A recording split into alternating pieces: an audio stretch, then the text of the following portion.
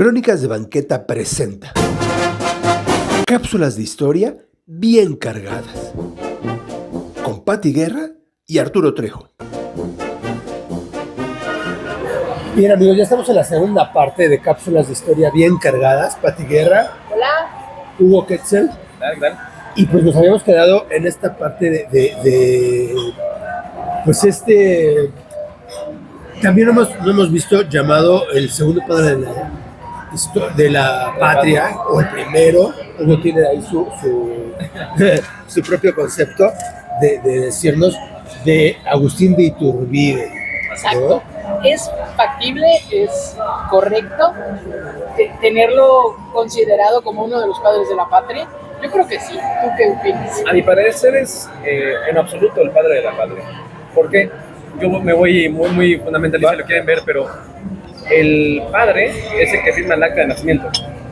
Nuestra acta de independencia es el acta de nacimiento de la nación y va a ser el quien firme esa acta, ¿no? Y es el primero que firma esa acta. Le va a dar nombre a la nación. Se le va a nombrar México. Va a crear la bandera nacional. Bandera, patria, nación, nombre, nacionalidad. Por supuesto. Va a incluir a todos como mexicanos, ¿no? Y gracias a eso, extranjeros que vivían en este momento en la Nueva España van a ser integrados como mexicanos. Uno de los coroneles que trabaja con él, el coronel Carlos Benesky, polaco, de pronto va a apelar a su reintegración como mexicano gracias al Plan de Iguala.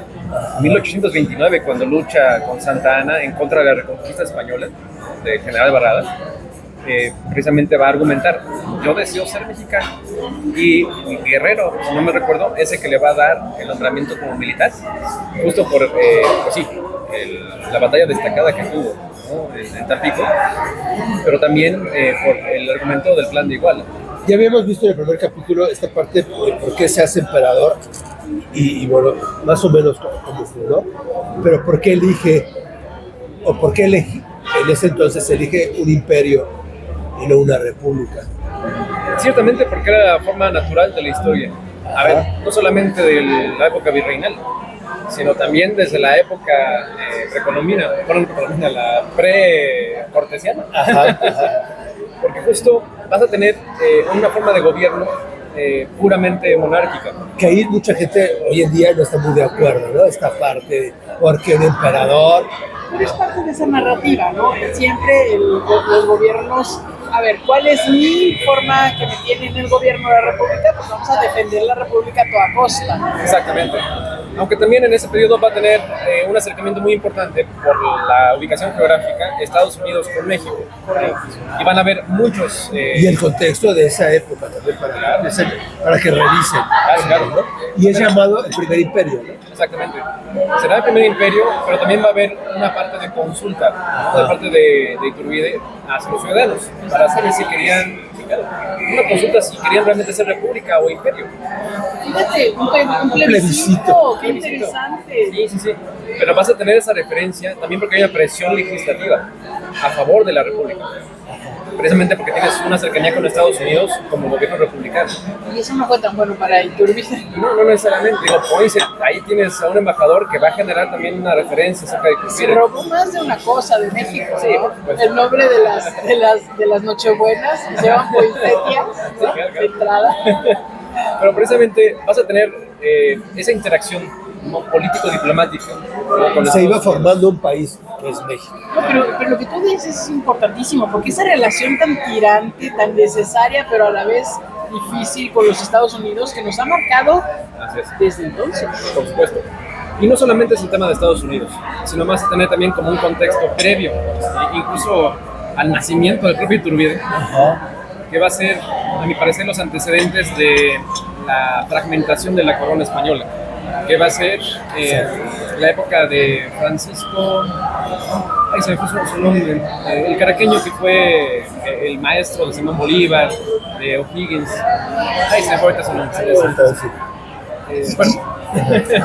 Pero justo ese contexto del siglo XVIII, final del XVIII, te va a dar cuál es la configuración, ¿no? Detrás de las logias masónicas que se crean en Inglaterra, las logias de Lautaro, por ejemplo. no van a tener su origen en América, aunque tengan el nombre de un indígena de América. Entra bueno, ese gran día que mencionaba Pati, creo que el día más feliz de México, entra el ejército trigarante por la calle de Madero, de San Francisco, y precisamente llamado ejército trigarante hay una bandera trigarante, ¿no? Que es la que elige él, Sí, sí. con estos colores que a la fecha tiene. Claro, claro. Pero se va a confeccionar una bandera que le va a dar identidad a una nación. Ajá. Es curioso porque en el Congreso incluso, ¿cómo se llama? Este legislador fraile, ¿Fray Servando? Fray Servando Teresa de Megucha, que de repente entre nombres se me va. Sí. A todos. Sí. Dentro de las sesiones, ¿no?, para la elaboración del lábaro patrio, tengo por ahí los libros que acumulan todas las sesiones, muy bonitos, ¿no? Es muy bonito. Sí, Fray Servando va a debatir la propuesta de que sea una bandera blanco y azul. No es coincidencia que de pronto tengas a Guatemala, El Salvador, a Paraguay, a Uruguay, a Argentina. ¿Por qué? ¿No? ¿Por qué blanco y azul constantemente? Porque eran los colores borbónicos, la orden de Carlos III, con la advocación de la Virgen María de la Asunción. Y claro, los colores son blanco y azul. Entonces a la Virgen de la Asunción tienen ese color. Entonces va a haber un vínculo con los Borbones y con esos colores, con la advocación de la Virgen, para pues congeniar precisamente todo este esquema. Solamente en América Latina o Hispanoamérica, formalmente hablando, existe la banda presidencial. En ningún otro lugar, ningún otro continente. Y es Porque es una herencia de las órdenes de caballería, ¿no? interesante. Cuando tú ves los cuadros, vas al Castillo de Chapultepec, llegas a ver cuáles son el cuarto o la sala de los virreyes. Todos tienen su. Todos tienen una banda, pero es una banda del grado de Caballero Gran Cruz de la orden de tal y tal y tal. De Santiago, de Calatrava. Exactamente. Entonces, la que más va a destacar es la banda de Caballero Gran Cruz de la orden de Carlos III. Es la más difundida en las ilustraciones. El propio Juan O'Donoghue va a tener esa banda, ¿no? Incluso creo que a Allende también se le llega a mostrar con esa banda que nada que ver, nunca recibió la orden de Carlos III, mucho menos como insurgente en contra de la corona. Sí, ok. Pero justo vas a tener esa representación y van a ser unos símbolos de autoridad. Hoy en día, bueno, el virrey tenía un cetro de mando, va a tener Ahí eso también me suena. Sí. El centro de mando. va a tener su banda y va a tener un collar. Cuando le dan la presidencia de la República a Argentina, tiene un cetro de mando, tiene una banda y tiene un collar. Entonces, son símbolos que permean completamente la cultura, pero la cultura únicamente hispanoamérica, justo porque viene la herencia de la península, de esas condecoraciones. Qué interesante. Está muy bonito. Ahorita vamos a ver esta parte. Sí, claro, porque Argentina, Paraguay, Sí. Uruguay, ¿no? Sí, sí, sí. Y de hecho, quien se va a encargar de crear la banda presidencial en 1843 es Pepe Santana, basado en la banda de Caballero Gran Cruz de la Orden de Guadalupe. O sea, fue el primero que usó la presidencia. Sí. Pero esta opción porque también juega un papel importante Antonio López de Santana, ya despuesito, No se pierdan la entrevista que le hicimos al doctor Arno sobre Santana, que fue interesante. Pero un poco la fiesta de esta parte de pues, el 27 de septiembre, ¿no? El día más feliz. El día más feliz. De la historia de México. El día más feliz. Un momento tan agradable que también tiene su parte de mito, ¿no? El ingreso después de la batalla de Azcapotzalco, ¿no?, a través del propio general Bustamante, Anastasio Bustamante, él va a abrirle brecha, ¿no? Poco antes de esa batalla, Iturbide se va a entrevistar con O'Donoghue y con Francisco Novela. La bandera.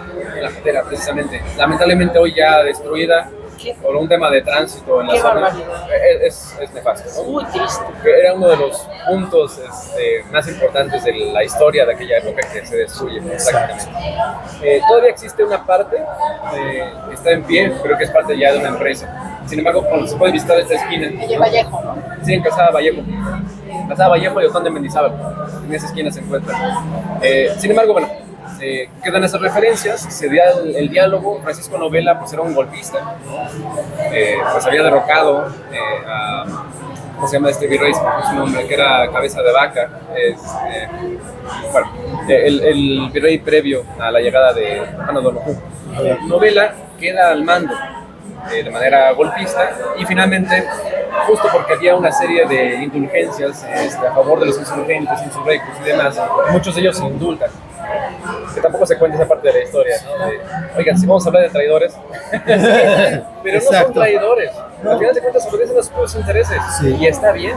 Está bien, ahora sí que el gobierno legítimo, el que estaba en el poder, pues es el que les otorga esa indulgencia. No traicionaron a nadie. Sí. Pues al final tienes esta narrativa, llega ese periodo de diálogo, se consigue que Francisco Novela baje la guardia, acepta a Juan O'Donoghue como nuevo virrey, que era ya jefe supremo de las fuerzas y demás, ¿no? Habían cambiado el nombre en los congresos de Cádiz. Y al final, pues termina ya por ceder el mando. O'Donoghue ya se instala junto con Iturbide y entran de manera triunfal. Iturbide entra por Madero al mando de 16,000 elementos. Tienes que desmentir la historia de que desvió el contingente para ver a la Güera Rodríguez, por favor. A la Güera Rodríguez. Pues eso que se lo debemos, me parece, a Guillermo Prieto, ¿no? Que tenía 3 años. A ver, ¿qué testigo pudo haber sido si tenía 3 años en 1821? Exacto. ¿No?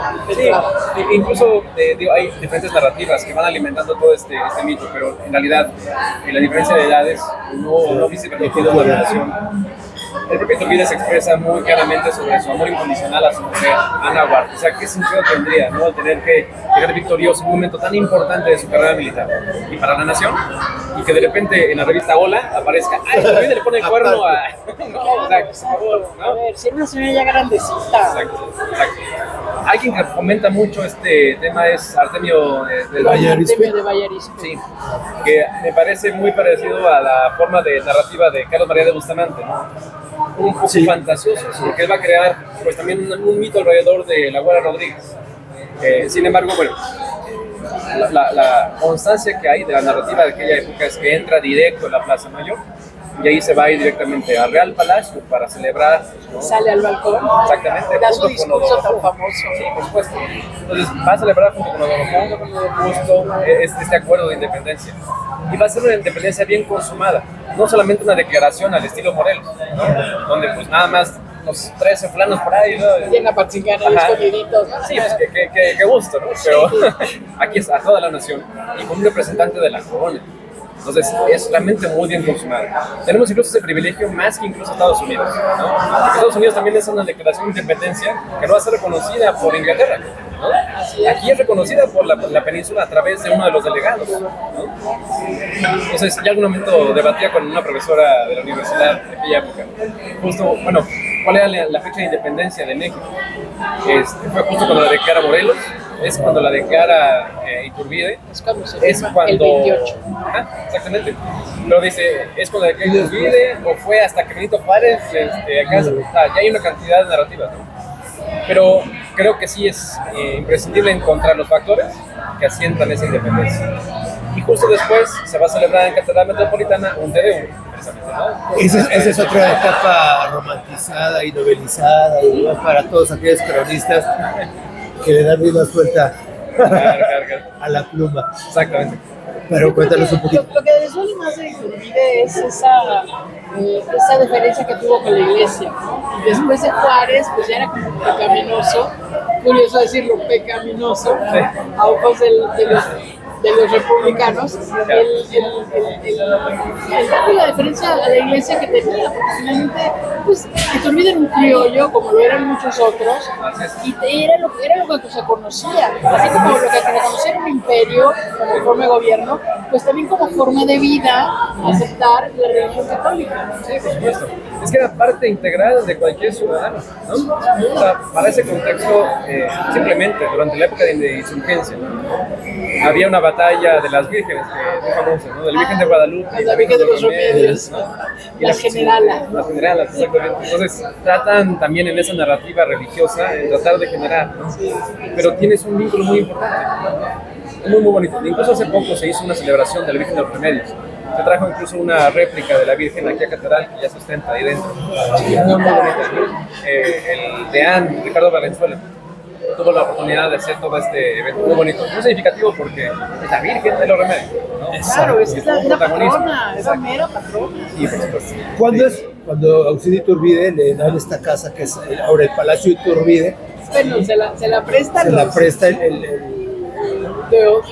Deodato, se llamaba. Sí, exactamente. Eran los condes de Valparaíso. de Valparaíso, el hijo, bueno, del conde de Valparaíso, ¿no? Que es el que le presta El un hijo de tiempo. Moncada. El hijo de Moncada.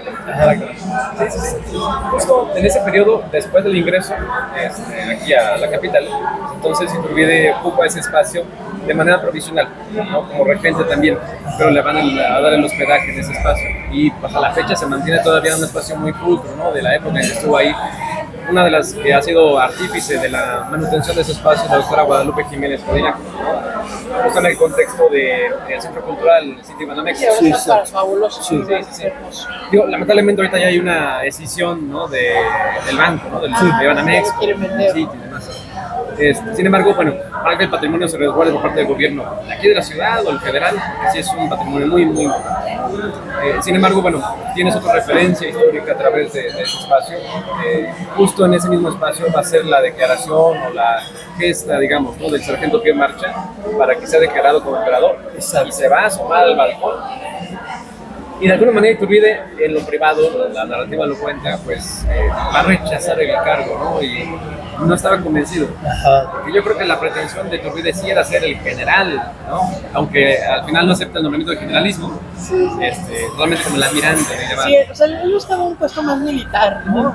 Exactamente, era su vocación desde joven. Pero ya pensar en el imperio, claro, la recomendación de sus seguidores era acepta el cargo.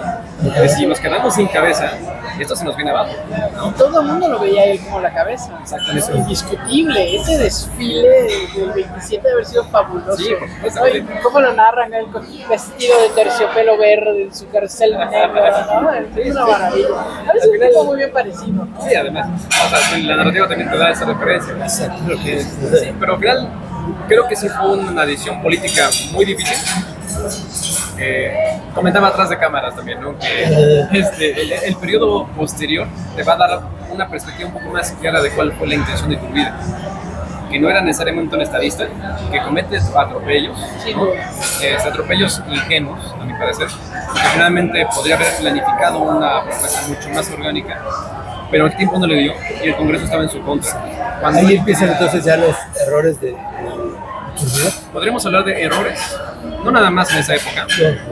Creo que también hay un periodo, incluso en las entrevistas que tiene con su sobrino, con José Ramón Malo, le pregunta, oye, ¿y por qué fue el sacrificio de esas mujeres, ¿no? De los insurgentes, en ese periodo de batalla contra la insurgencia?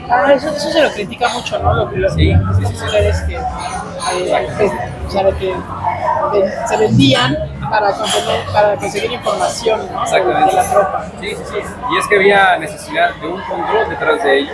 No estoy necesariamente de acuerdo con esa decisión, pero ciertamente Muy cruel. Iturbide, podemos llamarlo, pero yo creo que sí. Pero también, si te están traicionando, ¿cómo se paga la traición? Exacto. Y es que al final encontremos cuáles son los paralelismos. Hay una batalla muy cruenta dentro de la sociedad. Retomando tal vez las únicas granaditas, hay violación de mujeres, matanza de niños, etcétera, etcétera. Y eso no se califica como cruel, sino se Toda guerra es califica como un acto heroico de la narrativa. Entonces, si no podemos apreciar esos detalles, esas precisiones, al final nos vamos solamente decantando por una narrativa. Iturbide el malo, los insurgentes los buenos. Claro, ¿no? yo siento que la historia oficial, la narrativa oficial busca, ¿no? Encontrar esos detalles, ¿no? Donde la persona flaquea, Sí. que todos flaqueamos a lo largo de nuestras vidas, ¿no? Pero estos como que los hacen más grandes de lo que realmente fueron. Exactamente. Pues fue una decisión militar, una decisión que él tomó, que dijo, la asumo, ¿no? Es necesario matar a estas traidoras que nos están espiando para evitar un mal mayor, que es que sigamos perdiendo batallas o sigan perdiendo vidas y gente. Sí. ¿No? Yo creo que hay que entender las decisiones y a las personas en su contexto, y eso no lo hace la narrativa oficial. Exactamente. Y de pronto se oculta mucha información. Eso, Porque lo que les conviene. Exacto. Si hablamos de un Santa Ana, muy fácilmente se dice, no, es que se autonombró antes de Serenísima, no fue autonombrado, pero se le dio ese título. Claro, lo ¿Quién mandaron sí? traer, por Dios. Exactamente. Pero quien sí se nombra Alteza Serenísima es Miguel Hidalgo. Miguel Hidalgo. Dices, ¿por qué? ¿O por qué no te cuentan que el propio Allende intentó envenenar a Hidalgo? Ay, Que pidió permiso a la iglesia para, digo, ya está loco, ya no estamos deshacernos de él. Está bien, mátenlo. Exacto. Los propios juicios en contra de los insurgentes van a ser muy reveladores acerca de lo que ocurre detrás de cámara. Pero digo, al final del día, creo que esas narrativas son las que sí nos permiten entender que hay una perspectiva de gobierno, una perspectiva que va a imperar, ¿no?, a lo largo de la historia, pero que no necesariamente alude a los hechos reales. Y si conociéramos los hechos reales, creo que es una forma de conciliar nuestra memoria histórica, que es uno de los lemas de la Asociación de Orden de Guadalupe. hablamos un poquito de esa leyenda que sale para coronarse hacia la catedral. Sí. Y ahorita nos comenta Hugo que estos documentos existen en la catedral, Sí, claro. los de la coronación, pero todo este paso de las cosas prestadas y de la alfombra y de todo Bueno, eso esto, lo narra alemán, ¿no? Es parte de la leyenda. pero es parte de la leyenda. De hecho, ¿Es cierto que les prestaron las joyas? Sí, es cierto. Se hace pues la búsqueda. Era como el primer empeño de Monte de Piedad. Porque justo ahí se empieza, ante una situación muy precaria en lo económico, no había como confeccionar una corona. Sí. Silla, Y el tiempo también era así ya. Hasta los retratos reales, ¿no? Eran postizos. Agarraron sí. una figura real con armiño y todo y Exacto. le pintaron la cara Exacto, de exacto. los emperadores. Sí, sí, sí. Entonces, justo cuando tienes esta otra parte de cuál es la propaganda del imperio, ¿no?, vas a tener estas figuras. Sí, son retratos muy bonitos. Hay uno que está sobrepuesto y con rayos X se puede ver y está muy interesante. Pero justo lo que ocurre con Monte de Piedad es que ahí toman prestadas las joyas, ¿no?, el cetro y no sé qué tanto. También hay forma de documentarlo. Sí, pues, el propio Lucas Alamán lo va a comentar. O sea, no fue una fiesta fastuosa en términos de gasto, porque mucho era prestado, mucho era improvisado, ¿no? Sí, ¿no? sí, sí. Hay pendones que actualmente resguarda la catedral, ¿no?, en la parte trasera del altar mayor, ahí está esa bodeguita. Justo los que se ocuparon en la época Que de la era otro coronación. altar, ¿no? Sí, sí, sí. Entonces, tienes, te digo, todo un contexto tan bonito de justo ese momento de la coronación, y además el Archivo General de la Nación, ahí en Lecumberri, resguarda todo lo que fue el protocolo de la coronación. Ahí lo tengo fotografiado, es una cosa maravillosa, ¿no? Las manitas todos los estuvo, días. ¿no? Sí. Eso de tocar la historia es una cosa. Sí, Es padrísimo. muy bonito, muy bonito. Sí, me consta. Exactamente. Y hasta ahí todo iba bien, o sea, era querido Iturbide, pues casi puso el nombre de México, la bandera, lo coronan, La nacionalidad. la nacionalidad, Exacto. el nacionalismo, porque era también ya un país, ¿no?, a México.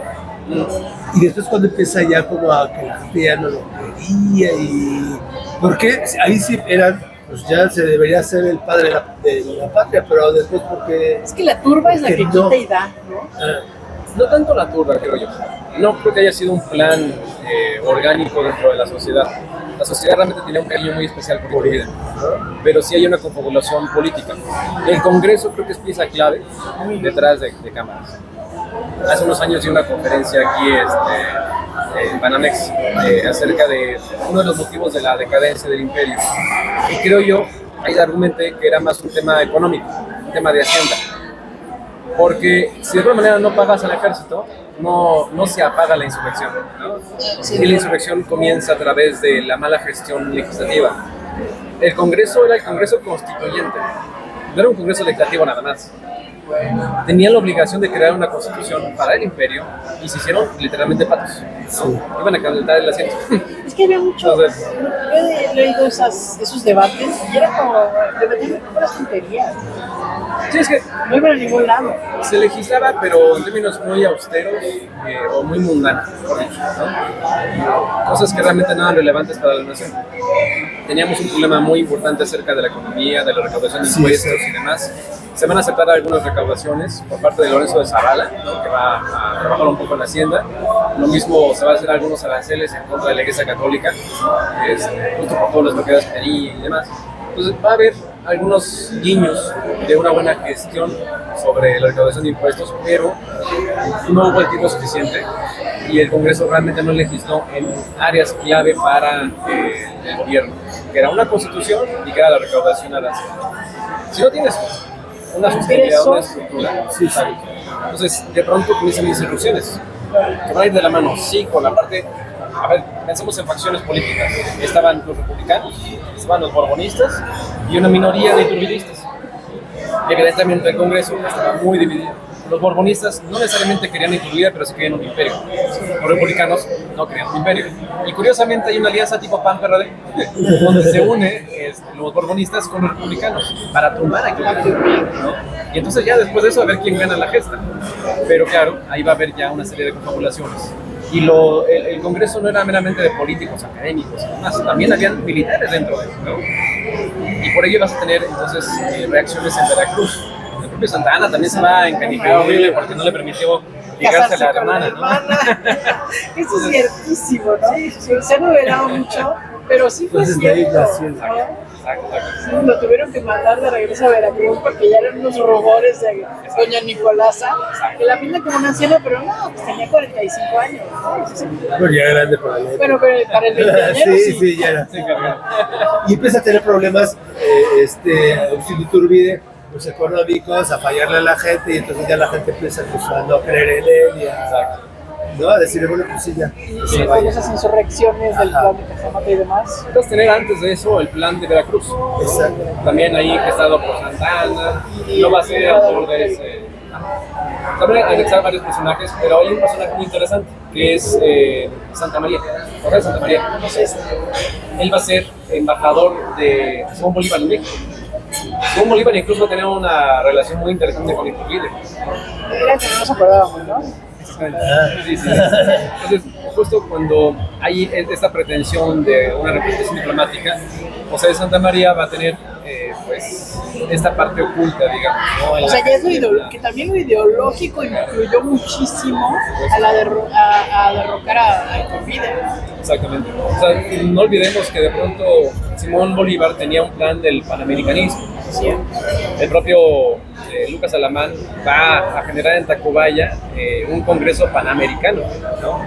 En una Tacubaya muy, muy triste, que estaba ya con olor a cloaca y demás, y la gente estaba muy incómoda por reunirse ahí, diplomáticos y demás. Pero vas a ver una continuidad del plan panamericano, que eso sería otra historia paralela, ¿no? Pero no es de pronto extraño que un Santa María esté involucrado en este espacio, buscando que exista un gobierno republicano y que además se derroque Iturbide, porque va en contra del interés panamericano. Y también porque Iturbide había tenido esa expansión hacia Centroamérica. La República de Centroamérica, pues de pronto se va a formar parte del imperio, gracias a Vicente Pilesola, que también va a ser un cambiado del Orden de Guadalupe. Bueno, qué sé yo. Es muy interesante en Texas, sobre todo, ¿no? Sí, también. Y ya hablaremos después del Orden de Guadalupe, entonces. También, ¿no? Deberías hacer algo de la verdad. Sí, se gustan por todo. Sí. Y entonces ahí cuando ya dice Iturbide no puedo y abdico. De alguna manera, Iturbide podía, tenía con qué poder, ¿no? Había una gran cantidad, un porcentaje importante de las fuerzas trigarantes que podían todavía serle obediente y de sofocar esa insurrección. Tenían los elementos para poder hacerlo, sí. Pero ahí Iturbide es muy elocuente. Dice, yo no quiero que se derrame más sangre para mi nación, ¿no? Para mi padre. O sea, no puede haber nada más loable, ¿no? Claro, Sí. claro. Porque aparte era algo sincero. Porque uno escucha un político y dices, ay, no le creo nada, ¿no? Pero eso era sincero de Iturbide, ¿no? Exactamente. Es que o sea, te puedes aferrar, como un político de la actualidad, aferrarse al poder, es decir, aquí no hay nada más que mi voz y lo que yo digo, ¿no? Y hay otros políticos, como en este caso Iturbide, que no necesariamente en esa carrera política, pero sí actúa como un buen político, ¿no? Y menciona esto, de que no quiere derramar más sangre. Porque se puede haber aferrado al trono. Sí, exacto. Y entonces demostrar que realmente su interés era pues, muy mezquino.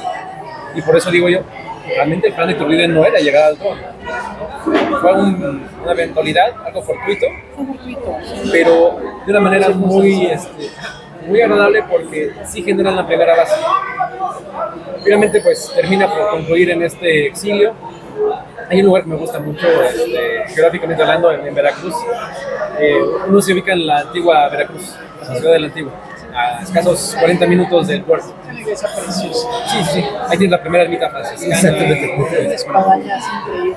La casa de Hernán Cortés, la caballeriza de Santa Anna, ¿no? El río Huitzlapan por donde llega Hernán Cortés y por donde sale Iturbide para Europa. Tienes una cantidad de historia en un solo lugar, increíble. Pero justo en ese proceso, cuando ya va a su exilio, Iturbide decide, pues sí, exiliarse. El Congreso le da el exilio para Italia. No necesariamente porque hubiese algún tipo de vínculo con Italia necesariamente, pero sí por buscar un lugar franco donde él pudiera ser recibido sin el riesgo de que la Santa Alianza lo pudiera apresar. Entonces necesitaba buscar un lugar neutro. Y el lugar más neutro, por así decirlo, eran las influencias del Imperio Austriaco. De ahí se va a entrevistar más adelante con el duque de la Toscana y demás detalles. El gran duque de la Toscana le va a decir, aguas, está buscando. Te andan buscando. Sí, te andan buscando, llégale. Y se va a tener que ir en la ruta. Pero bueno, antes de llegar a ese punto, en esa ruta, José Ramón Malo, que sé que les comento, ¿no? Que hace un libro muy interesante, por ahí está digitalizado, ahí los comparto para que lo chequen. Él da esta narrativa de cómo es la salida de la Ciudad de México hasta Veracruz, hasta la Antigua. Y hay 2 o 3 intentos de matar a Iturbide, ¿no? Llegarle por la noche y acribillarlo en donde estaba hospedado. El envenenamiento fue ya posterior, ya en la embarcación en medio del Atlántico. Pero justo está todo este proceso, buscar la manera de deshacerse del emperador. Y hay algo bien curioso en la parte simbólica de la historia. Ustedes recordarán pues al emperador Julio César, ¿no? Y a Brutus, que se encarga de asesinar al emperador. Después va a dar un discurso acerca de lo importante de la libertad, en contra de la monarquía, en contra del dictador. Entonces va a mencionar pues que lo justificable era derrocar al emperador en favor de la sociedad, del Senado y de la democracia. Entonces de pronto él sale del palacio después de la muerte de Julio César, sale con la daga y sale también con su mano derecha con un bastón muy largo y encima un gorro pilio. El gorro pilio era uno de los símbolos de la libertad de los que eran esclavos en el Imperio Romano. Entonces se le entregaba solamente a quienes eran libres. Y de pronto se establece como el estandarte de la libertad. Si ustedes ven el escudo de Argentina, van a ver que hay 2 manos entrelazadas sosteniendo un estandarte con un gorro pilio. Símbolo de la libertad, pero también símbolo de la república, porque Brutus está pues, defendiendo al sistema republicano. Tienes ese contexto. Y de pronto surge la idea de los idos de marzo, o los de mediados de marzo. Cuidado con los... Decía Shakespeare. Exacto. Cuidado con los idos de marzo. Y entonces, curiosamente, en la salida de Iturbide, después de la dimisión, justo ocurre a mediados de marzo. ¡Qué paralelismo tan interesante! Muy, muy interesante. Porque además llega este periodo donde ya el Congreso pues, acepta la dimisión y demás, y en ese trayecto empieza la confabulación para matar al emperador. ¿Quién es Brutus? ¿Nicolás Bravo? Sí, muy probablemente, ¿no? Nicolás Bravo es el que está intentando, a pesar de que era uno de los grandes seguidores de Iturbide. ¿Has escrito sobre esto? ¿Cómo? ¿Has escrito sobre esto? Todavía no, en breves estará. Pero lo mío no te lo va a robar porque va a ser ficción histórica. Okay. Pero lo tengo que hacer. Realmente es un momento tan simbólico, ¿no? O sea, realmente se configura de esa manera. Pero es que además hay una materialización de ese simbolismo, que es la moneda republicana del triunvirato. Justo a la salida de Iturbide tienes una moneda que se diseña conforme a la Constitución de Cádiz, ¿eh? No es que fuera como una idea de Iturbide aquí engrandeciéndose, no. La Constitución de Cádiz decía, la acuñación de moneda tendría que llevar la efigie del emperador. Y por eso se crean monedas con la efigie de Iturbide y detrás el águila. alguna? Tengo una. Ay, pero bueno, justo esa la efigie del emperador. Y posteriormente, cuando ya está el triunvirato, bueno, el gobierno ya de Guadalupe Victoria después del triunvirato, vas a tener una efigie, una moneda con efigie de Guadalupe Victoria. O sea, no es cualquier cosa. Y es un gobierno republicano. Sí. ¿Qué justificación tendrá eso? Pero bueno, al final de cuentas, Guadalupe Victoria finalmente era un cuatro de libros. es que era una continuidad de la costumbre. Claro, Sí, sí. Pero la narrativa actual te da una idea de uno era megalómano y el otro no. Sí, no. Pues al final hay que romper con esas narrativas. Pero insisto, en el triunvirato se crea la moneda de 1823 y la moneda es una mano sosteniendo un gorro pilio con el estandarte señalando a la Constitución. Y entonces ahí sí se apura todo para crear la Constitución del México republicano. Ese simbolismo, ¿no? De que la libertad viene de la ley. Exactamente. Ah, qué bien. Sí, sí, sí. Qué bonito. Pero entonces también tienes ese contexto donde después de la caída de Iturbide como emperador, aparece un Gorropilio, un estandarte de la libertad al estilo de Brutus, ¿no? Afortunadamente no lo matan en ese proceso, pero sí lo van a matar en su regreso a Padilla. Es todo un tema, ¿no? Wow, pero ese de paralelismo con Julio César me encantó. Sí, es muy interesante. Pero va a ser cuento, no te preocupes. Ahorita también es cuento. Y que es importante para esta época, esta etapa, pues es Antonio López de Santana, ¿no? Sí, por supuesto. El que... Sí, Santana es un tipo que tuvo la suerte de estar en el los lugar mejores preciso, en el momento, ¿no? En el momento preciso y tomar las decisiones que necesitaba tomar. Claro. ¿No? Tipo, Fue todo un muy protagonista. afortunado. Sí, todo protagonista del siglo XIX. Sí, sí. Igual no sé si ya Arno lo comentó así de manera más precisa, pero sí. fue todo un personaje. Sí, no, sí, completamente.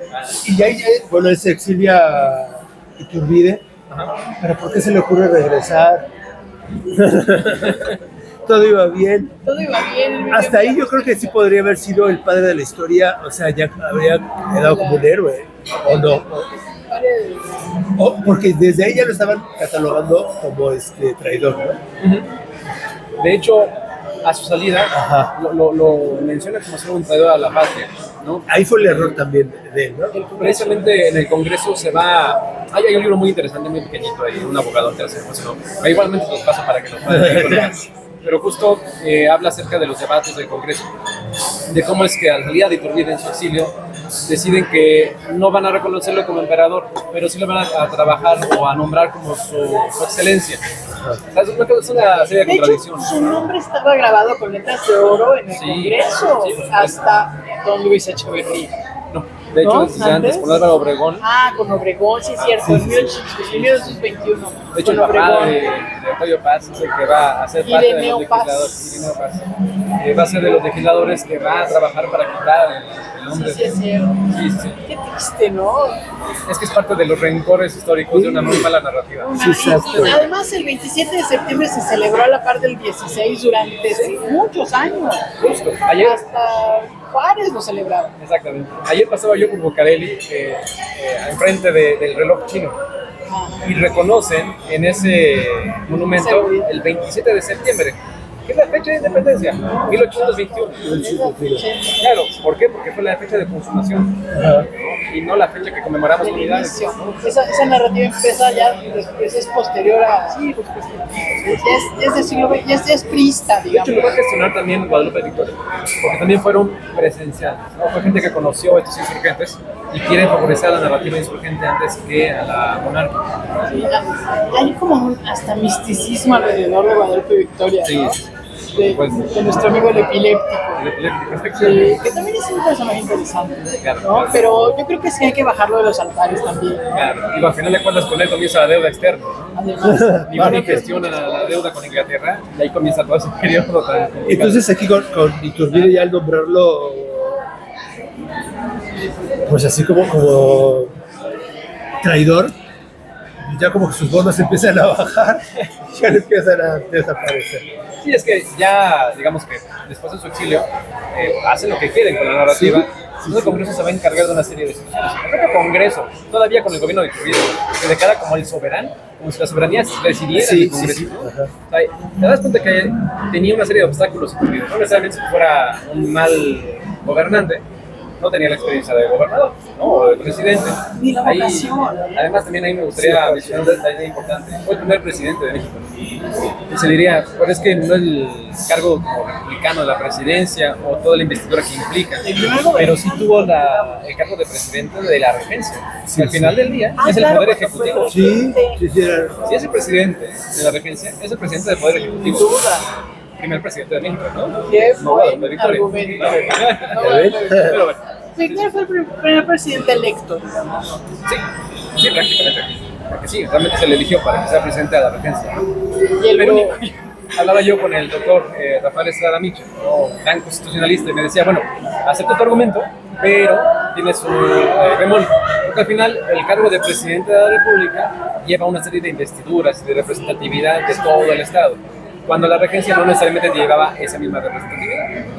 Pero bueno, existe la función. Esa es la función y el nombre del... Claro que ejerció la función y el título. Sí, sin duda. Qué buen argumento, qué buen argumento. Gracias. Y entonces, ¿por qué Iturbide, sabiendo que aquí se estaba conspirando en contra de él, o no sabía, por qué decide regresar? Él se va de México sabiendo que es declarado como un traidor. Eso es una realidad.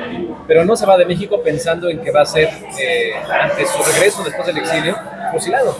Eso se decide hasta muchísimo después, ¿no? Y se decide a raíz de que Iturbide manda una serie de cartas al Congreso, a todas las facciones políticas del Congreso, y les dice, queridos mexicanos, estamos en una situación donde la Santa Alianza busca la reconquista de México a través de los acuerdos que tiene España con la Santa Alianza.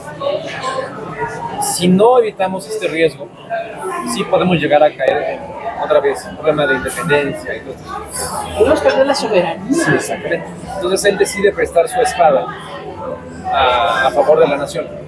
Ya no por pretender nada más, y es muy claro en ese sentido. Entonces, llegando a Southampton un 10 de mayo, decide ahí pues, planear un poco.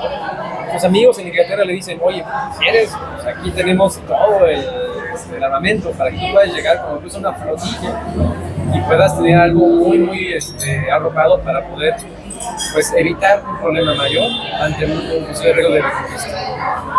Evidentemente Iturbide sabe también de los riesgos que hay de llegar en esa calidad, porque él había sido exiliado, a mi modo de llegar así en plan armado. Dice, no, yo voy a llegar completamente austero para mostrar mi buena voluntad. Solamente con mi familia, llego con las cartas que ya se les envió previamente al Congreso, y en función de ello, que ellos tomen la decisión, que el gobierno sepa cuáles son las circunstancias, pero porque yo ya sé. La ingenuidad estaba de por medio, claro que sí. Y por eso me gusta compararlo un poquito con Madero, porque hay mucha ingenuidad detrás de la toma de decisiones. Al final, toma la decisión, se viene con parte de su familia, algunos de sus hijos se quedan en Europa estudiando. Y finalmente cuando llega a las costas de Tampico, pues ahí se va a encontrar, no es Tampico, se me falta el nombre. Bueno, llega a Tamaulipas. Pero se me fue el nombre ahorita del puerto. Pero bueno, al final llega aquí a las costas y justo cuando se encuentra ya desembarcando, manda al coronel Carlos Benesky, que era uno de sus grandes cercanos. Benesky va a entrevistarse con Felipe de la Garza como gobernador militar de Tamaulipas, quien en otrora le había sido... Le debía la vida a Iturbide. El cargo militar, la vida y mucho más. ¿No? Claro, o sea, un verdadero traidor, un verdadero Brutus. Sí, y sí, creo que ese sería el Brutus de la historia, sí, porque realmente es el que lo lleva al cadalso. Finalmente, pues Felipe de la Garza va a dar una perspectiva a Benesky, pero sospecha muchísimo Felipe de la Garza de que en realidad Iturbide estuviese en Europa. Ya para Felipe de la Garza, Iturbide ya estaba en México. Sospechaba demasiado. Entonces, en la entrevista que tiene con Benesky lo narra muy bien, ¿no? En su libro. Pues Felipe de la Garza da atisbos de la sospecha y le dice, bueno, en caso de que veas a Iturbide, mándale esta carta, por favor, ¿no? Donde yo estoy argumentando la posibilidad de que regrese, como lo hizo Napoleón Bonaparte. Ahí nace esta parte, ¿no? Del regreso del gobierno. Exacto. Dice, vamos a apoyarlo para que derroque al gobierno corrupto, ¿no? Espurio del Congreso y no sé qué tanto rollo, y del triunvirato. Y entonces nace toda esta serie de argumentos. Benesky toma la carta, Benesky da cuenta de esa carta, que posteriormente Felipe de la Garza se la va a requerir, la destruye. Y después llega el parte militar de Felipe de la Garza a la Secretaría de Guerra, donde es una narrativa completamente distinta a lo que le demostró la carta. Finalmente, pues, en ese momento se percata, manda a una cuadrilla para seguir a Benesky, y ahí es donde encuentran la embarcación de que Iturbide ya se encontraba en México. No fue la narrativa de la leyenda, ¿no? De que lo reconocieron porque montaba a caballo muy bien. Sí, no, seguramente lo vieron a caballo, ¿no? Porque de hecho sí se va a caballo. No había otra forma de transporte, ¿no? Exactamente. Pero, digo, más allá de eso, no había esta situación. Entonces, finalmente ocurre esto. se encuentran ya con Felipe de la Garza e Iturbide ya se entrevista de manera muy formal con él. Y le comenta la situación de la Santa Alianza, etcétera, etcétera. Y Felipe de la Garza le dice, mire, existe un decreto de prescripción en su contra. Ahí es donde le dice a Benesky, dame la carta. Y ya hace cachito. Dice, hay un decreto de prescripción. Yo como gobernador tengo que llevarlo ante el Congreso y pues ahí que se haga su juicio para que pues también se decida acerca de su muerte. Y pues Iturbide se le cae todo, ¿no? De momento se pone pálido seguramente. Entonces comienza una retalía entre si va a ser apoyado por Felipe de la Garza para llegar al Congreso, tener un juicio justo, llegar a la capital y que todo marche bien, o si realmente va a ser ejecutado.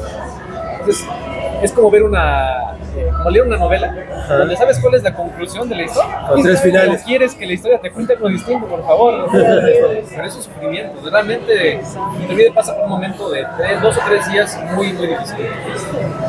Incluso Iturbide, cuando se entera de la situación, le escribe una carta a su mujer. Voy a mi sentencia de muerte, una situación ya decidida por el Congreso, etc.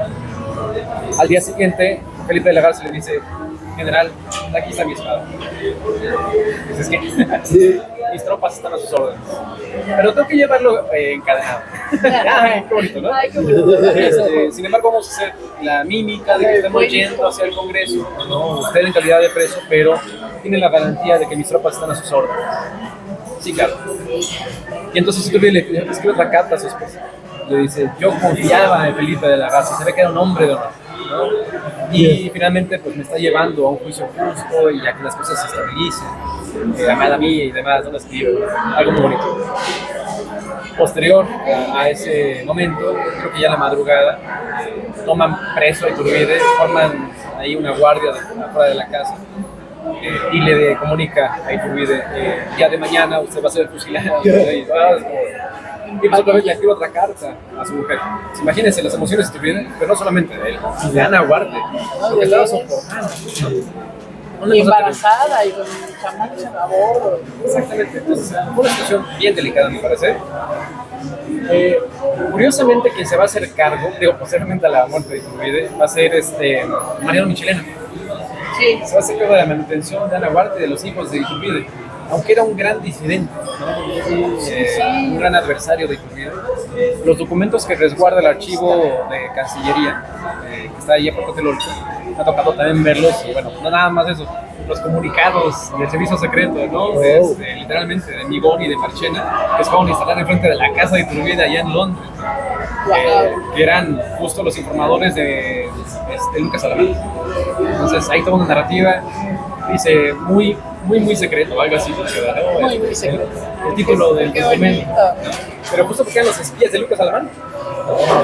Entonces hay toda una serie de situaciones muy interesantes. Alrededor de muy turbio, ¿no? Claro, muy turbio. Porque al final de cuentas estaban velando porque el gobierno republicano se mantuviera en pie, a pesar de las dificultades que tenía socialmente hablando, ¿no? También el tema de Guadalupe Victoria no fue un gobierno fácil de sostener, más allá de la narrativa de que fue un gobernante que duró toda su presidencia, el primer presidente que duró un periodo completo. Sí, le podrán poner todos los adjetivos y todos los contextos, pero si no tienes un criterio completo de qué ocurrió en ese periodo, o sea, no puedes tomar una decisión o un juicio muy preciso. Claro, es que también es otro error, ¿no? Estamos muy acostumbrados a, con un solo objetivo, determinar a los personajes históricos, ¿no? Santana, el traidor, Iturbide, el traidor, ¿no? O sea, no puede ser. Guadalupe Victoria, el primer presidente. No, espérate, ¿no? Es mucho más compleja. Exactamente. Y es que de pronto encasillar la historia justo en esas categorías no tiene mayor sentido porque no permites que la sociedad comprenda su propia historia. Y por eso que no puedes conciliar a una sociedad. Por eso que tan fácilmente en un periodo electoral la gente se desgrega, ¿no? Se rompen esos vínculos. Y tan fácilmente entre familias o entre amigos se rompen familias, se rompen amistades. ¿Cómo estamos viviendo? Claro. Y es que todo va de la mano con narrativas y propagandas. Si no puedes sanar tu historia, la historia pasada, la historia presente, Claro, no hay manera. Claro, es como cuando se va al psicólogo, ¿no? Exacto. Necesitamos ir al psicólogo de nuestra historia para encontrar nuestros traumas pasados, para poder entender los presentes. Pero también va a ir de la mano, creo yo, con la situación de la creación nacionalista. Ajá. Justo Sierra va a ser uno de los grandes gestores del nacionalismo, ¿no? Claro, positivista finalmente, ¿no? Finalmente, ¿no? Y vas a tener a toda esa generación, ¿no?, de positivistas. Creo que uno de los principales positivistas, que no necesariamente va a ser un ideólogo, pero sí va a crear un texto muy importante, es el general, se me fue este nombre, uno de los escritores muy famosos. ¿General? No general, el hijo del general. Claro, Riva Alfonsina. Palacio. Alfonso Reyes. Alfonso Reyes. Alfonso Reyes es uno de los grandes literatos. Su padre, Bernardo Reyes. El general Bernardo Reyes. Va a ser un murió gran- aquí se quita. Sí, exactamente, ¿no? Aquí en la plaza. Entonces, tienes ahí a un general que es positivista, en ideológico, ¿no? No, Bernardo Reyes es de lo más interesante de la historia. Sí. Lo que te va a generar la base ideológica de este rollo socialista, por así Por decirlo. supuesto, es el gran liberalismo. Y entonces ya, bueno, no habiendo marcha atrás, pues lo tuvieron que funcionar. Claro. Ya nos aterriza No, atrás. no regresa porque si nos volamos aquí. Y aparte para terminar, ya con qué conclusión nos dejas un poco, pues ya que lo hemos ido olvidando o porque santo que lo has mencionado, se lo olvidan, ¿no? Claro. Y no perdernos esta parte y volver a investigar a Iturbide. Para Ir no a visitar perderlo. ¿no? a la capilla de San Felipe de Jesús, Ahí está. que él debe de estar en el ángel, ¿no? Yo creo. Yo creo que no. ¿No? Yo creo que no. ¿Por O sea, qué? hay un contexto muy interesante. Con Rivas Mercado, Antonio Rivas Mercado, el arquitecto. Rivas Mercado, Ajá. que va a crear ese proyecto, El de la independencia. el momento de la independencia. Está también un contexto porfiriano, Sí. que va a hacer alusión a los grandes héroes de la narrativa. Positivista, ¿verdad? Y ahí sí está Hidalgo. ¿no? Entonces, ese es, creo yo, el momento neurálgico de esa construcción nacionalista. Cada quien tuvo su periodo. Juárez también tuvo su periodo de creación de narrativa nacionalista. Lo mismo Porfirio Díaz, ya el gobierno de la Revolución Mexicana. Creo que va a ser el último baluarte de esa construcción nacionalista, a través del indigenismo y demás. Pero justo en ese contexto, en el Monumento de la Independencia, se va a crear esa narrativa. Ok. Qué bueno que Iturbide esté fuera de la narrativa. Me encanta que esté fuera. Ya entendí. Porque entonces vas a poder entender dos versiones de una nación, ¿no? De una nación. Una versión de una narrativa y una versión de otra, muy distinta, que poco se conoce, pero que te da la oportunidad de conocerse. Claro. Que esté Iturbide en un espacio muchísimo más bonito y más accesible. Sí, ¿no? Y qué Te da toma un tan bonito contexto. tiene, además, ¿no? Y hay que Además, irlo a donde fue visitar. coronado, claro, donde fue coronado, donde se concretó la independencia. Hay tantas cosas que creo merecen muy bien que estén en ese espacio. A ver, es un lugar aparte. Claro, que de hecho por ahí tenemos un proyecto de parte de la Orden de Guadalupe para el mantenimiento de sus restos. Una capilla exclusiva. Qué Ya bien. tenemos gestionando ese tema unos años, pero bueno, al final de cuentas ahí estará el proyecto. Sin embargo, sí, el hecho de que se encuentre en ese espacio, a mi parecer, es el más indicado. La gente puede conocerlo y además tiene un vínculo con un santo que fue muy querido, ¿no? El protomártir mexicano. Exactamente. Y bueno, te va a dar una narrativa que ya será cuestión de otro episodio si ustedes lo quieren así. Claro, claro. De la relación México-Japón, que es una cosa maravillosa, ¿no? Claro, pero aparte tú eres internacionalista. Claro, o sea, digo, como un Interesante. pequeño guiño, si lo quieren como contexto histórico. No, por supuesto que Felipe de Jesús va a morir en las costas, ¿no? En Nagasaki. En Nagasaki. Y justo cuando muere crucificado además, ¿no? Con lanzas y todo este asunto como mártir. el shogun era bastante. Sí, por supuesto, ¿no? Es que estaba irrumpiendo la ley, ¿no? También hay que entender a Sin Shogun. embargo, el shogunato, después de eso, va a crear una serie de vínculos con el gobierno de España y con México para la conversión al catolicismo de Japón. Interesante. Una cosa tremenda. Entonces sí, ya está. Porque además hay samuráis que llegan aquí a México en el siglo XVI, ¿no? Después de la muerte de Felipe de Pues entonces sí es un tema interesante. De la aquí en la higuera iglesia de que- San Francisco, aquí Sí. en Madero, Aquí se convierten los samuráis. ¿Sabes una cosa?